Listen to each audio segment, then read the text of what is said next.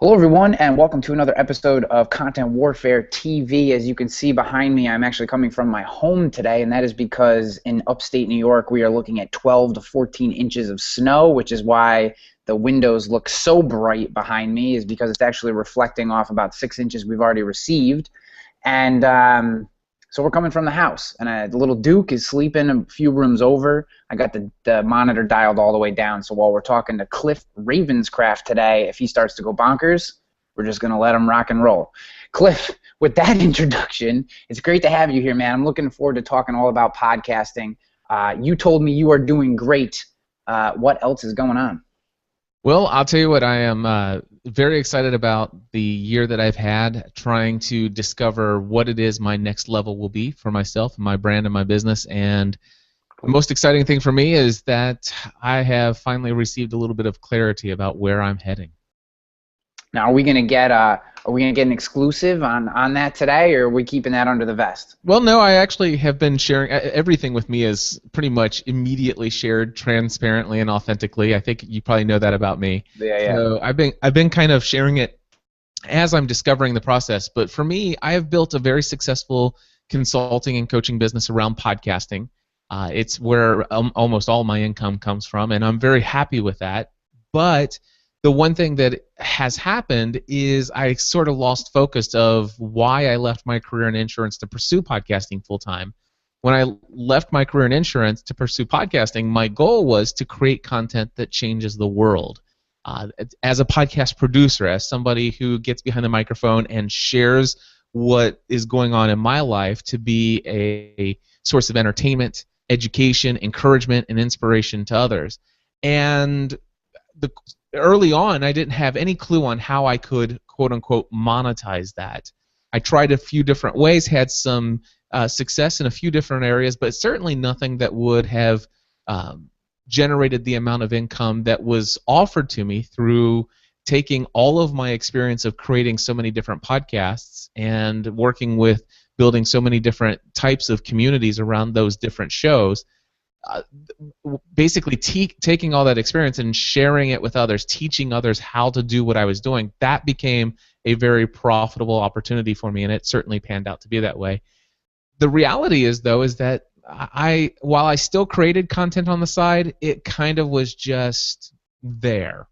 And what I've basically found is that moving forward, I want to see if I can take all the things that I've learned about building a business, building products, building services as it relates to my podcast consulting and coaching business. And I wonder if I can take all of that experience and find a way to make a great living by encouraging and inspiring other people.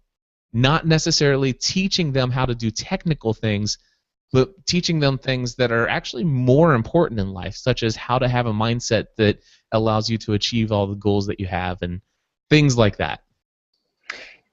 You know, it's funny. So I'm familiar with your journey, and you know, and I did know a little bit about this new path that you're on, or just kind of discovery time that you're going through.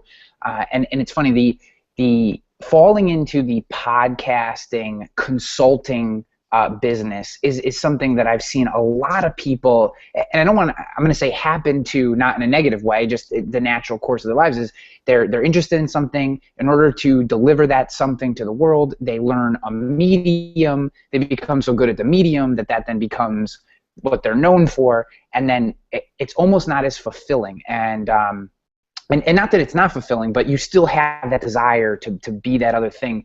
And what I hope for you is that, and what I know will happen, is that you'll be able to leverage this technology. And I hope that today we'll be able to, because there's a lot of people on this call who maybe aren't interested in becoming the expert in the medium, but want to somehow at least harness a little how you've been able to harness podcasting. So in the context of this new path that you're on, I would love, as we dive deeper, to kind of start to get into some of the ideas of building that audience, right? Because you're the master of building the audience via podcast. I mean, that's what brought you to this. So let's start right from the top. Like your whole podcasting career started around a lost podcast and your ability to build an audience in that place.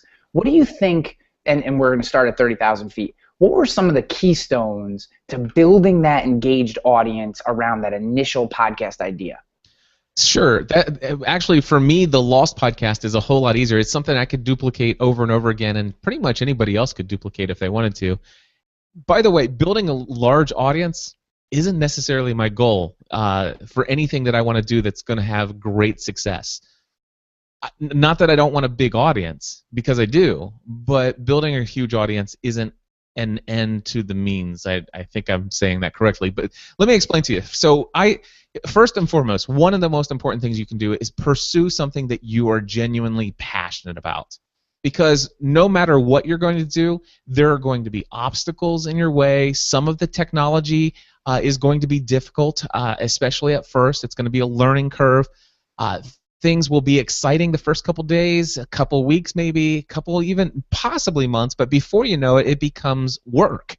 Even no matter what it is, it's going to be work. And so if you don't have something that you're passionate about, and what I've seen time and time again with podcasters is they launch something thinking they're going to get this huge audience, they find some initial great success, and before you know it, they putter out around their fifth, sixth, and almost always their seventh episode. Their seventh episode being their final episode. And then all of a sudden they say, well, podcasting didn't work for me, or whatever it is they were going to pursue didn't work for me. The reality is they quit just before it could have taken off. But the reality is they quit because they chose something they weren't passionate about. So for me, one of the key elements and ingredients of finding initial success in my very first podcast is I chose to podcast about something I was extremely passionate about, which was the television show Lost. Here's how I know I was passionate about it. Before I launched my Lost podcast, I had already discovered that there were other Lost podcasts out there. In fact, there were 5 of them. I subscribed to and listened to all 5 Lost podcasts every single week that they produced. That's about 4.5, 5 hours worth of content related to the television show Lost. I was listening to every single week for months before I launched my Lost podcast. And not only that, but I spent an additional 2 to 4, sometimes 6 hours on the internet researching mysteries related to this television show. And why did I do all that? Because I was so passionate about the TV show Lost that before I began to even podcast about it, I was blogging about the show. It's just, you couldn't keep me from it. I was addicted to the way they were telling the story, the mysteries there. So I was that passionate. Now, the next thing that really helped me is I tied into something where I told you that I was listening to other podcasts, I was interacting on forums. So before I even created my own platform, my own environment for people to connect with, I was already investing in other online environments. I was investing in other communities, not to promote myself. Matter of fact, when I was first starting out, I wasn't even thinking that I would one day do my own podcast. It wasn't even a thought in my mind. All I knew is I wanted to take this passion and I wanted to find other people and connect with them relationally and share this passion. So I invested in putting my theories in their forums, having conversations, some debates back and forth. And as a result of that, what happened is when I finally did get somebody that says, Cliff, you should create your own podcast. And when I did, my first episode had 500 downloads.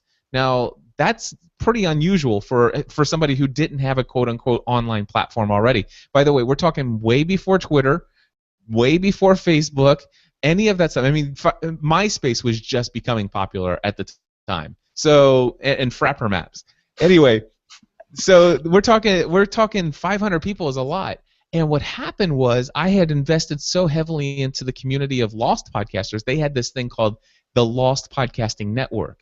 And by my second episode, they invited me to participate in that network. So they all shared one RSS feed. I could take my content, put it on my own website, and put it on their website. And as a result of that, by my third episode, I had 17,000 subscribers to my podcast. That is unbelievable. And key point, you built the audience first. And anyone who's listened to this show has heard me say this 1,000 times, is that when we hear about results like this, it's it's the outlier. It's an outlier example in not in that it was fluke luck. It's an outlier example in that there are so few people who are willing to put in the work, in my personal opinion, that you did before you launched the thing. You know, in this case it was a podcast, but it could be anything. Yeah. You put in the work leading up to that to build the audience, and then when you delivered your product to them, this podcast, it was just natural for them to want to hear it because they already felt so connected to you. Exactly. And you know, I thought, you know, let's see if we can duplicate this in some other areas. So we created podcasts about other very popular television shows. And we actually gained a very large audience for some of those. Now, when I say very large, we didn't have a network to plug in with many of the other shows, but we were able to gain, you know, 3, 5, 6,000 subscribers to each of those other shows. It's pretty significant numbers back then. Even today, those are pretty significant numbers. Yeah. And the reality is that some of those shows, we did it for maybe a year and a half and stuff like that. Before too long, we lost interest in those shows. And we ended up, you know, we have this community, but we're not as passionate about the show as they are. And so that's why it goes back to that first thing, find something you're passionate about. But I want to tell you, if I can, I want to share with you a story of one podcast that my wife and I created. We created it in January 2008. And I think we're like episode 300, and well, we're well over episode 300. And anyway, it's called Family from the Heart at familyfromtheheart.com, and we launched it with 0 subscribers. Now, the interesting thing, though, is that when we launched it with a sponsor. And we had a sponsor. By the way, my wife and I, by this time, had become completely debt-free except for our mortgage on our home. But when we had purchased our home, that we lived in at the time, we were way in debt and borrowed pretty much 100% on our mortgage. So it was a very high mortgage. I'm sharing all of that, Ryan, to let people know that I'm not going to tell you the exact dollar amount that the sponsor paid us, but let's just put it this way. This podcast that my wife and I created every week, getting behind the microphone and just talking about our lives as a husband and wife, the sponsor for that show each month paid our mortgage for 4.5 years. But when we started that podcast, we had 0 subscribers, and we had a sponsor on board. And the reason for that was because of the relationships that we had built with the audience who listened to some of the other shows. The guy who set this up and approached me says, "Cliff, I want to sponsor your Lost podcast." And I said, "Well, what's your business?" He says, "Mardel Christian Bookstores." I said, not gonna work for our podcast. And he says, "Why not?" He says, "You and your wife are Christian." I mean, I said, yes, we're Christian, but I don't think that a Christian sponsor for the Lost podcast is going to work because I've already done significant amount of poll data, and only 60% of our audience are Christian, and I'm not going to talk about products that people could consider buying that are of the Christian nature in a podcast where 40% of my audience is not going to be interested in it. So I said, but my wife and I want to start a podcast that's kind of like focus on the family / meets Family Life Today, which are Christian radio broadcasts. Only we don't want to have anything to do with that style of sharing. We want to do it from a perspective of our generation. We want to have just this genuine audio reality show of what it's like to have a family that's living life from the heart. And we sold him on the idea. He already connected with us on such a deep level that he took the chance and without even hearing anything says, "Yeah, I'll support that. Let's sign it up." So he was a sponsor for 4.5 years. That's amazing. You know, so this is taking me in. Go ahead. You got something else? I do want to say one other thing, and this goes back to the numbers. And I want to tell you that even today, this is 8 years later, 7 years later, I don't know. Math is horrible for me live on these shows. Anyway, it's 2014. We started that in January 2008. To this day, that podcast only has about 1,000 subscribers. So we've been building it, we've done a show every single week, and it only has about 1,000 subscribers. But that show with less than 1,000 subscribers paid our mortgage for the first 4.5 years. We've had another sponsor since then. Since then, our business had grown so much that we don't need a sponsor, and we're not pursuing it. But back at the height of when things were right before we ended the sponsorship with Mardel in Christian Store, I will tell you that our less than 1,000 subscribers were spending as a result of the sponsorship, they were spending more than $30,000 per month on products with that store, because not only was our listeners using the code, but they were sharing our code with the 10% discount with all the homeschool associations, church organizations, and everything else. So we had a tremendous amount of impact directly influencing people's purchasing decisions and also indirectly. Yeah. So I think that, we've told a few stories now, and really what I think we can distill as listeners to these stories is that when you have a really solid connection and understanding with your audience of both who they are and most importantly a respect for them, out of that whole thing, what I really took as the nugget, as the real takeaway, is that the sponsor came to you initially for a show that wasn't a good fit for that audience, and what you did was you didn't diminish your own brand by connecting a sponsor, an easy money grab for you. Most people would have been like, okay, sponsor, come in, hopefully you'll get a couple, and you said you didn't do that out of respect and the responsibility that we have to the audience that we serve. And that kind of takes me into my next question here, which is really probably a no-brainer to a certain extent, but I'd love to have you talk about this. And that is sticking to that brand, right? So you've built this podcast, and I've struggled this with myself. This is my 105th episode. I started with 0 subscribers. I literally just recorded an episode for 35 minutes and then spent the next 3 hours trying to figure out what I was supposed to do with that, right? I just had an MP3 file, and it was like, okay, now I know what I need to do. And over time, I've built an audience that I love, but you go through rocky roads. How do you keep that brand together? What are some advice that you can give to people when you hit that 50th episode and you're going, oh my gosh, I don't know what else to give them? What are some things that you can do to kind of keep hold of that brand? Well, first of all, I've created 30 different podcasts since December 2005, and I've produced over 3,260 episodes. For me, when I get to that rock and that fork in the road where I just like, man, what am I going to do here?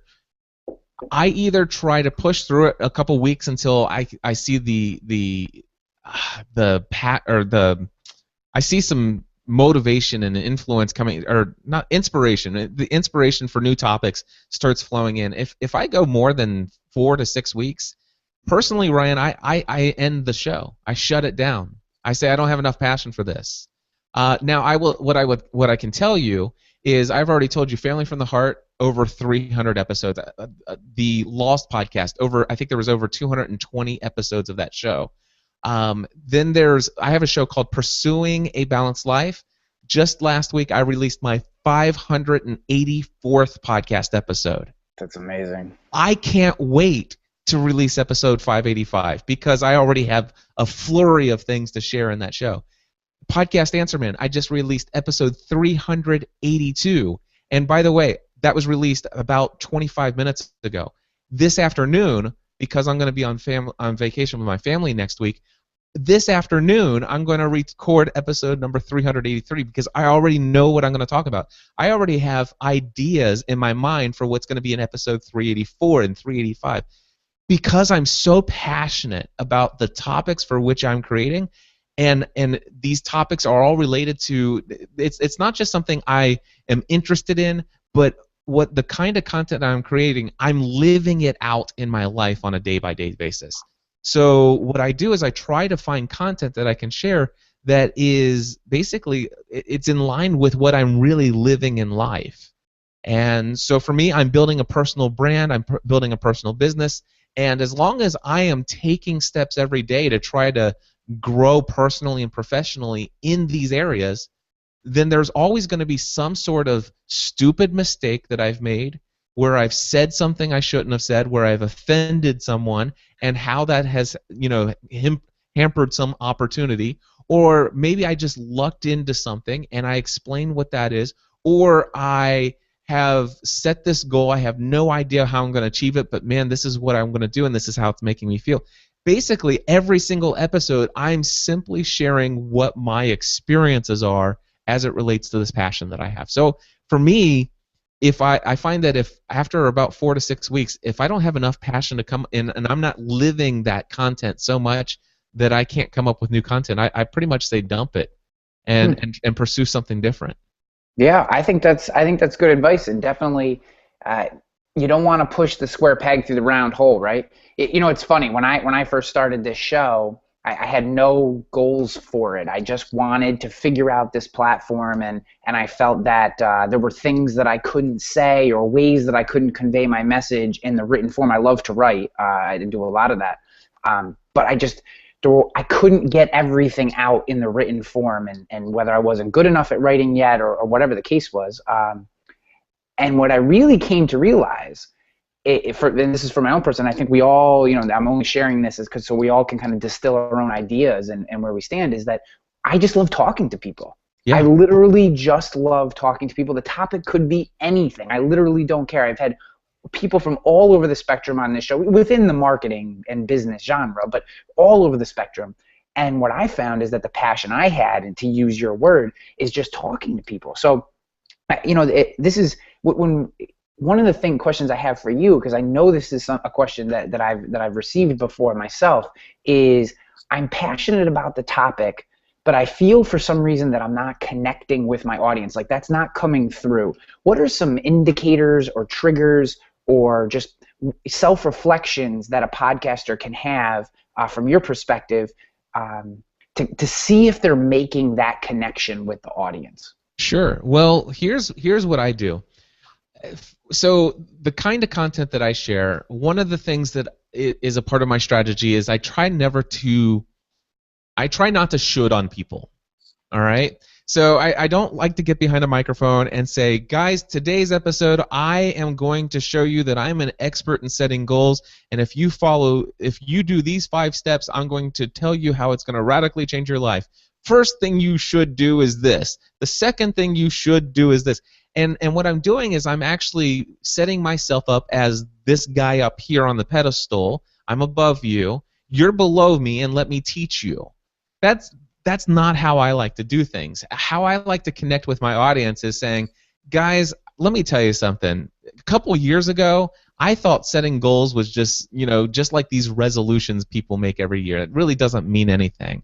So let me tell you about the time that my friend Andy Traub and we were doing this podcast called Business Tech Weekly, and it was December 2009. And he says, Cliff, I tell you what, since this is the last episode of the year, we're entering a new year, let's share our business goals for the next year. And I'm like, but Andy, I don't set business goals. And so I had to come up with a business goal. It was the first time I ever did it. And I just said I was gonna raise my monthly business income to $10,000 a month.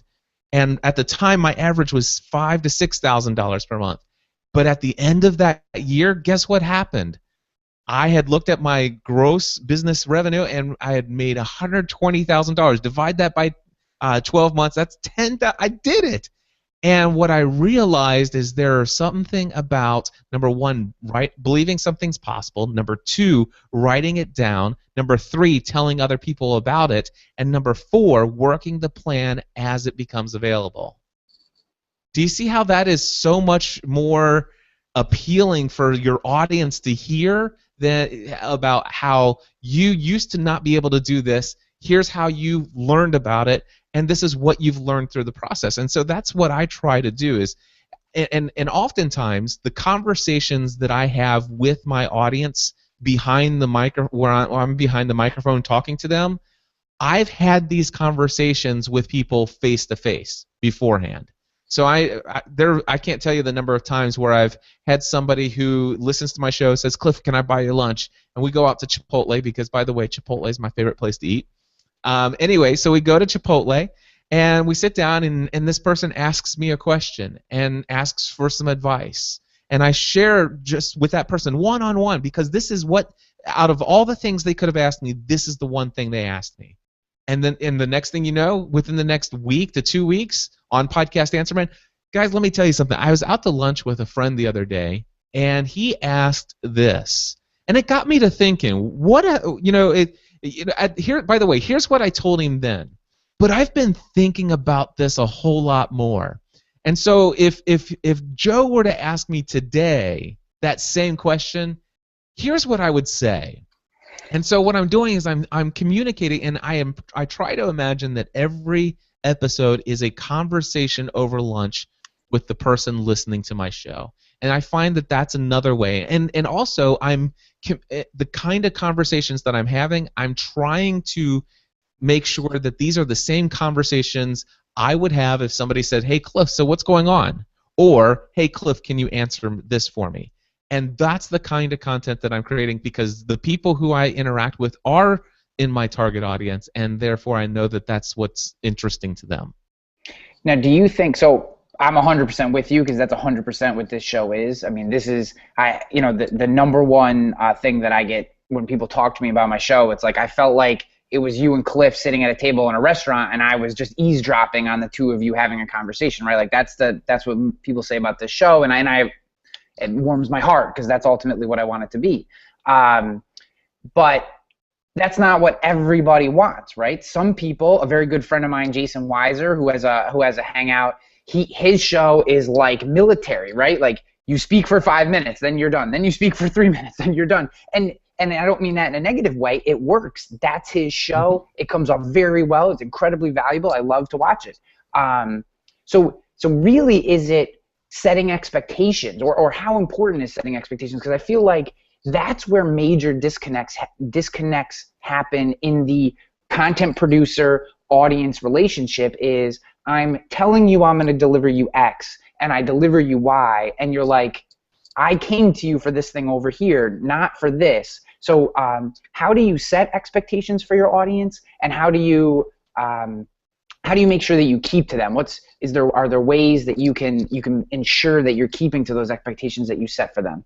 Okay, so it's so funny that you're asking this, because I have been dealing with one or two very vocal people who have given a ton of negative criticism and feedback, and have written some amazingly scathing reviews in iTunes for my podcast, Answer Man Podcast. But who are they? We'll get Content Warfare Nation after them. We will. Don't worry, I've got my people on it.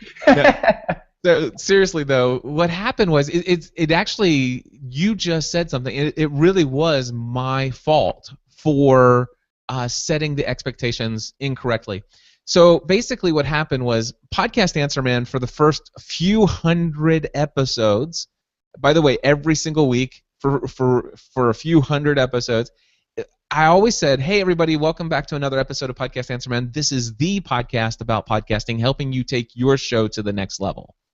That's what I had communicated for month after month after month after month. Finally, and by the way, the name of the show, Podcast Answer Man. And the format of the show was usually taking people's voicemail feedback that was submitted in the form of a question, and I would answer it a majority of the time, and I would have solo segments and monologues and stuff like that as well. Well, about 100 episodes or so ago, I decided that pretty much every question anybody's ever asked me, it's already been answered. And I'm at the place where now I'm very skilled in the area of the technical side of podcasting, but if I had to answer in a podcast episode every week, what recorder, what microphone would you use if you wanted to record podcast episodes out in the field? Or I'm thinking about getting a Behringer MDX 4600. Will that work with this mixer? What cable do I need to hook up this to this? Or I'm not having audio level. I mean, I've answered all those questions, and they're in the archives, and I just got tired of answering the same things over and over again. And so what happened is I started to share a lot more about things, something I became even more passionate about, and that is this business and the products and services and the impact and influence I have in people's lives as a result of coaching and consulting. And so that became more of a passion than the technology part of it. And so I started talking more about that. And I've been getting a lot of flack for a long time. Well, several episodes back, probably about 50 episodes ago, I changed the script to my show. Hey everybody, welcome back to another episode of Podcast Answer Man. This is the podcast devoted to taking your message, your business, and your life to the next level. Whether you're brand new to this online content creating world, or if you've just started creating content, or if you've been creating content for many years, there's something we can all do to take everything we do in life to the next level. So I'm thinking, hey guys, at the beginning of the show, I'm telling you this is what the show is about, right? But I didn't realize it until the last time somebody left me this review in iTunes. I read my written review in iTunes, and it still says, "This is the podcast about podcasting, answering your technical questions." Gotcha. And like, you know what? I was wondering where people are getting this from, and so I just and basically on my podcast Answer Man website, I just did a blog post all about that says this: create the content that you feel led to create. Don't let other people put you in their box. Basically, some people will never like you unless you fit inside of their box. Don't be afraid to disappoint. But the problem is I had given them the box to put me in. And so what happened is I've basically recreated a brand new, very lengthy description to my podcast in iTunes. It's very long, but it's very clear. It says this. It says, listen, everything I just told you, that's what I used to do. This is what I do now. Basically, and it says, it actually has the words, just to be clear, this podcast is mostly about me sharing my journey in building my own brand and my personal brand and the things that I'm learning along this journey of building communities online, social media, building relationships with an audience, these personal and professional development. This is what people are listening for. You know, and it says, if you're interested in the technical stuff, come to my website and here's where you'll find it. And at least now it's out there. And then if people say, well, I just wish you would talk about podcasting stuff, I'll send them to those blog posts that I wrote.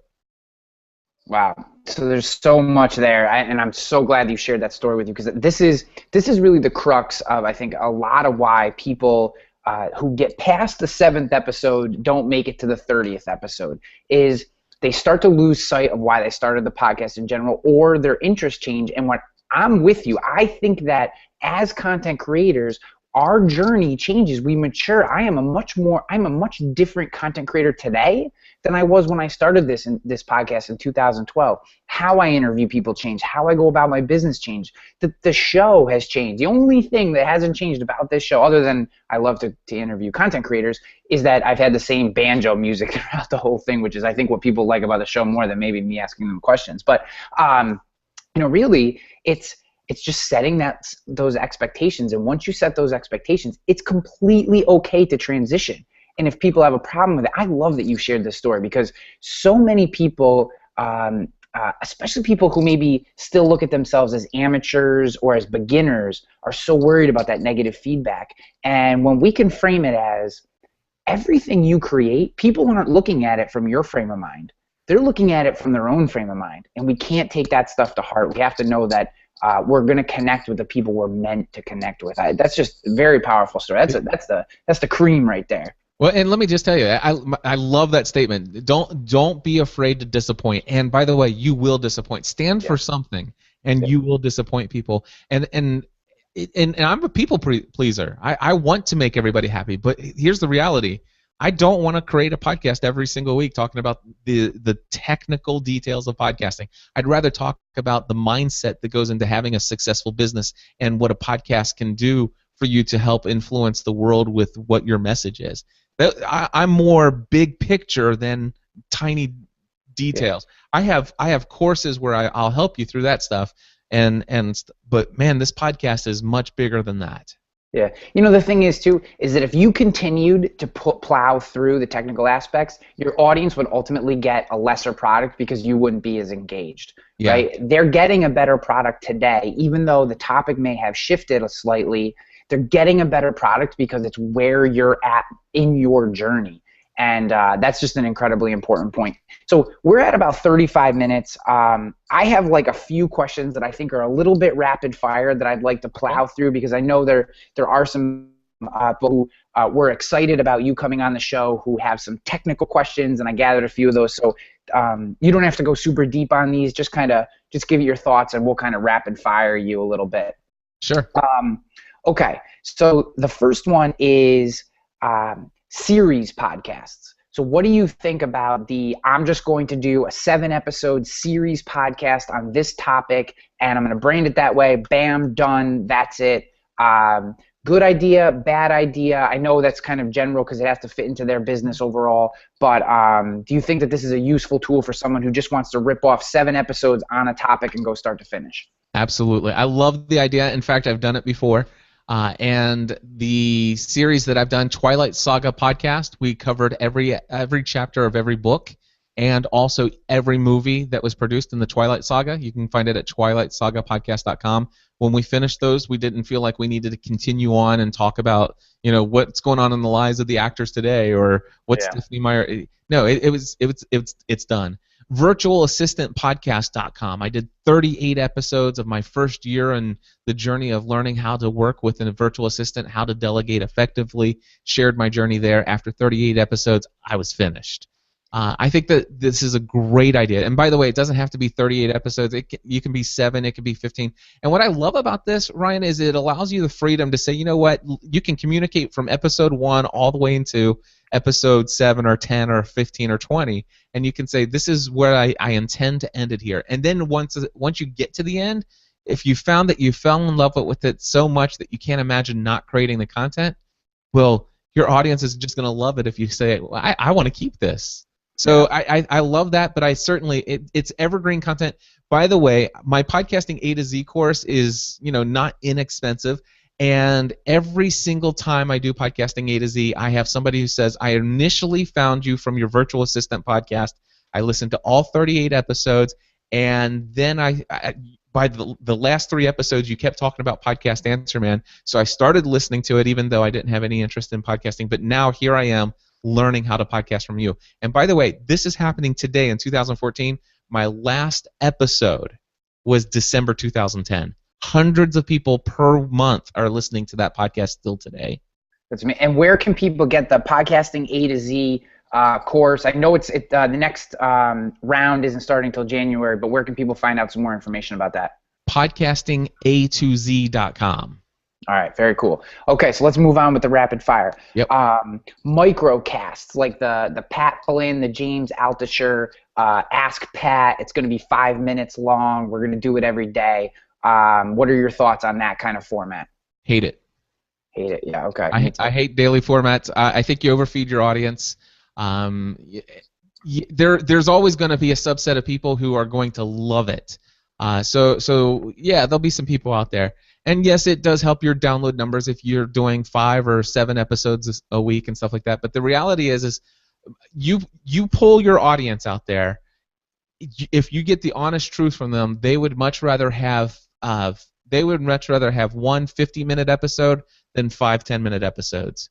And the reason why is because they listen to the things while they're driving the car or doing some other things. By the way, the average commute time is 26.2 minutes. You don't want to have to keep changing your thing, every 5 minutes or whatever. People prefer a little bit longer format and less frequency. So once a week, every week is my preferred format. By the way, I love Pat Flynn. I love John Lee Dumas. Both of them very close personal friends of mine. I don't subscribe to either of their daily shows. Yeah, I'm kind of the same way. I actually have very similar opinions. I just can't. I listen to Pat's regular shows, but I don't listen to his daily show. I'm with you. I listen to podcasts with a deeper dive. I can get the answer to the quick question on YouTube or on a blog post or something via Google search. I don't want that on a podcast. I want to get this right here, us going back and forth, deep diving, pulling out a few nuggets. So, but to each their own. And I think they both do a wonderful job. By the way, real quick thing here, it's a great strategy for having resources and additional content on your site, though. So, for example, Pat, if somebody emails him, he can have a member of his team. Basically, he's got well over 100 episodes of Ask Pat. Yeah. All of them, each episode is its own individual topic. He's got a team now that answers his emails for him, and when people ask those most commonly asked questions, guess what? They now can say, you know what, sorry, Pat's not available right now, but we want to let you know Pat has taken the time to answer this question. Here's a link to that episode of Ask Pat.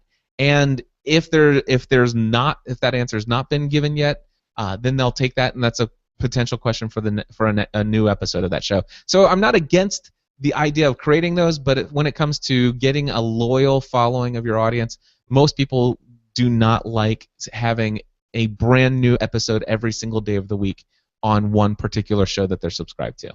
Yeah, I would agree with that. And as an FAQ, I mean, I hadn't thought about it that way, but that's a fantastic idea. So okay, so we're running towards the end of the time here, and there's a few more questions I want to this is the question that I get most often is, should I be driving people to iTunes, to my website, to SoundCloud? Like where should I be driving people if I'm housing I have my podcast, I host it on Libsyn, I push it to iTunes, it's also on my site. Where should I be driving people if I'm ultimately looking to build an audience? Hands down, drive them all to your website, your own personal home on the web, and if at all possible, get them onto your mailing list. Gotcha. What do you like this format, Hangouts, as a way of creating podcast content? I don't. Couple things. Number one, I don't like video. Matter of fact, I forgot until we just got on here that we were doing this. I haven't shaved today, so I don't look that great.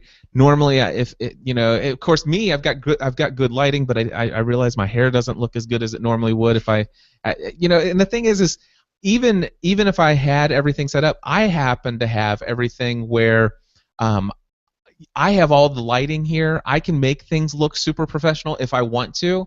The average person that you're going to talk to, it's not going to look super professional. Their face is going to look pink and grainy. Oftentimes the background's going to, even if they've cleaned their office, it might look cluttered or messy. And I personally think that video, it doesn't give you the opportunity to let your guests shine their greatest light in front of your audience. So I prefer audio only on interviews for that reason, and not to mention the fact that with video, to get great, excellent, wonderful broadcast quality, you have to have some major investment, and with audio, with a relatively small investment, you can actually sound better than any FM radio station in the world. Yeah, so that's really interesting, and I will push back respectively in our conversation only on this point. So I did the first 60 episodes with this show were audio only. Episode 61, I finally made the transition because in November of 2013, YouTube upped the audio quality, so it went from being awful to maybe a step above good. Certainly not great, but good. And what I have found, and this is complete personal experience, not maybe the case for everyone, is that when I started interviewing people via the Hangout, and the Hangout is not the primary way that I drive this, still, 95% of the people who consume this conversation will consume it audio only. Yep. And I'm completely okay with that. But what I found is, in most cases, interviewing people in a live format, when you can see each other, I pulled a lot more personal experience from them. Now, I think in your case, you are a very experienced podcaster. You're very comfortable in the mic. And as a person, you are very comfortable sharing with us nuggets that maybe some other people may not necessarily always bring out.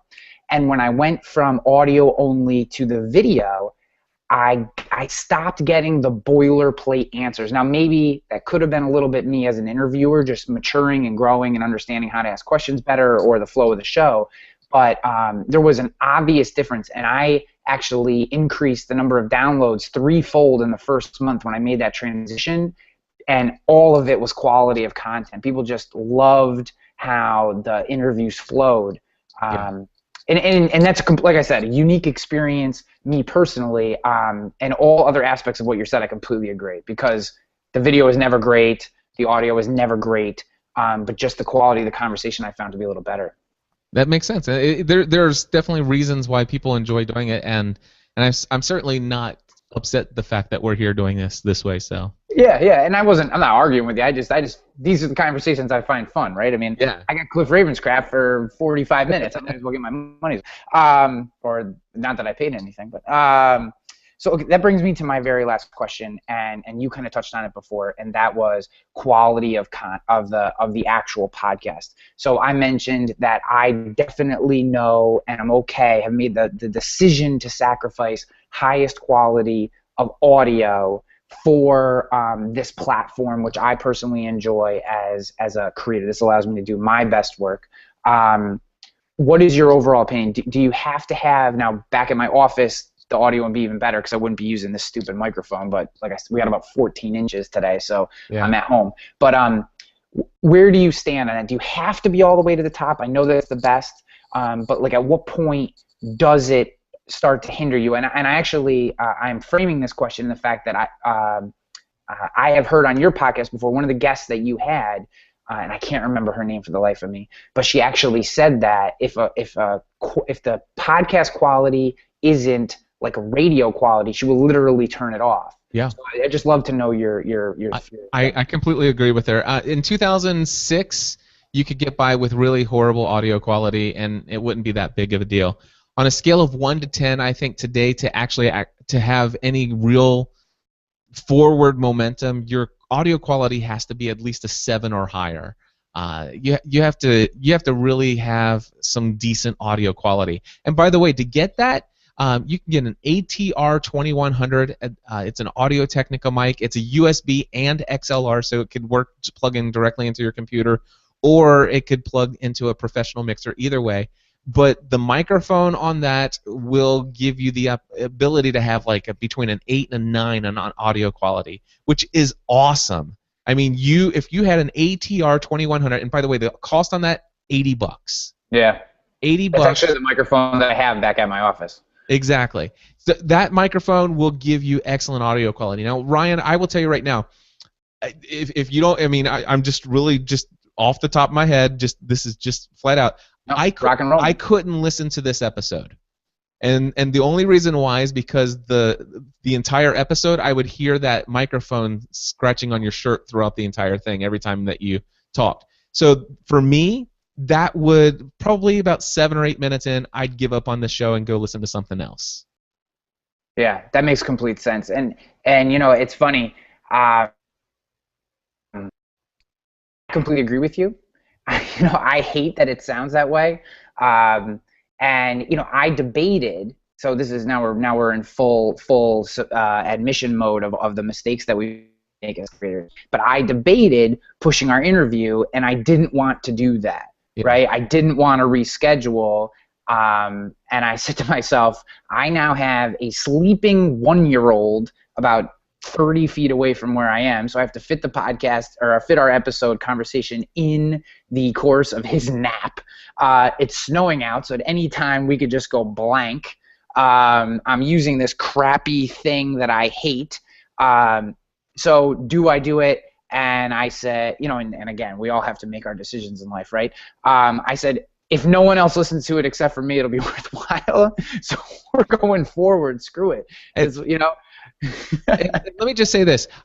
By the way, that's just because I'm an audio snob. And by the way, if I listen to your show and you normally are using the ATR 2100, and I'm a regular subscriber to your show, and I know the quality of content that you typically deliver as far as audio. I'm talking about audio quality, not quality of the conversation, but just audio quality. I'm going to overlook it, and I'm going to listen to the whole thing no matter what. But if this was the first episode I ever heard of yours, I'm checking out pretty quickly. But here's the thing. I'm an audio snob. So I prefaced my comments with, I'm an audio snob. Yeah. Not everybody's an audio snob. Yeah. Matter of fact, most people aren't. I would say that 7, 8 out of 10 people are going to listen to this, and they would have never given it a second thought until now that I've pointed it out to them. Yeah. But their minds will be so blown by the content that we've delivered that they're going to go to ryanhanley.com/iTunes and leave an amazing review of the show. Absolutely. 5 stars even. 5 stars. And they're going to say audio quality is amazing. Here's the thing here's the interesting thing I can tell you, though. If I were watching this on YouTube, I imagine this goes up on YouTube as well, right? Yeah. If I was watching this on YouTube and it was the very first time I heard anything, I wouldn't think twice about the audio. Yeah. I would. It wouldn't have even crossed my mind. My audio snob, you know, it just completely gets turned off and stuff like that. But what I'm because the thing is there's more than just the audio for me to consume. I actually get to see you. I get to see the smile and the facial expressions and all that stuff. So it distracts me from the audio quality. Although I do think in video one of the most important things is audio quality. But that being said, if I'm only listening to the audio, that's exactly what I was referring to. Yeah. Yeah, but still, you could for less than $100 have an amazing sounding show. And so if you're asking this on behalf of your audience, what should they do? Spend at least $80 and have a really great sounding show. And I cannot, yes, a 100%, buy the little arm thing that comes with it so that it sits right next to your face. Everyone who watches the show or listens to the show sees that little arm thing. It's usually sitting right here. And I have my little planning whiteboard behind me. Buy the nice microphone. It is 100% worth every single dollar that you spend on it. Plus, you feel so much cooler when you're talking into that versus talking into this. You just feel smarter and more professional. You feel like you're like a real radio DJ. You know what I mean? Yeah. And then get yourself a mic flag so that you're more professional. That's my next thing, that mic flag. Oh, I'm so jealous of that. Now, last week I had background envy because Jared Morris from Copyblogger had this amazing background, and now I have mic flag envy because of your great mic. Well, Cliff, man. Cliff, this has been a lot of fun, man. I'm glad that you had some candor there at the end, and really, these are the kind of conversations I think people learn from, and it's been a lot of fun to connect with you on a little deeper level. Where can people find you? I think that's probably obvious, but hit us with the high notes and let my audience know where they can go connect with you further. Sure. You know what? If you want to find out about podcasting and technical stuff, my website, podcastanswerman.com. If you want to learn how to take your message, your business, and your life to the next level, Podcast Answer Man Podcast is the place to go as well. So there you go. Yeah. And where can they learn about your new journey that you're going on? Is there another place that they can follow that progress? Yeah, the thing is I debated on episode 583 of Pursuing a Balanced Life, like resetting and calling it 001. But I'm not. This is just a part of the next. It's just a new chapter in life. But if you wanted to get a quick URL, the name of my network, by the way, is GSPN, Generally Speaking Production Network. So my website address, if you want to start with episode 583 of Pursuing a Balanced Life, go to gspn.tv/start here. One word. gspn.tv/start here. And I tell you what, that's the next phase of my life right there. Gotcha. And for everyone listening later on, if you don't remember that, which is probably easier than what I'm about to tell you, at the show notes, ryanhanley.com/show105, I'll have that linked up as well so you can get right to that episode. Because I think that after listening to this show, I'm sure people will check out Podcast Answer Man for sure. But I'm just as much as interested in this new, listening to you and being part of changing just your direction, not a complete course change, but just maneuvering the ship as you mature as a content creator, and it's going to happen 20 more times in the course of your life, and it happens to everybody, and I think it's great, and I also appreciate so much how transparent you are with that, because I think a lot of people would try to complete stop, reset, come out with a new thing, and I don't necessarily think that in today's kind of mature web, that's necessarily the best course of action, at least not for everybody. So, Cliff, it's been a pleasure, man. Thanks for coming on. I appreciate you giving us your time. And with that, we're going to get out of here.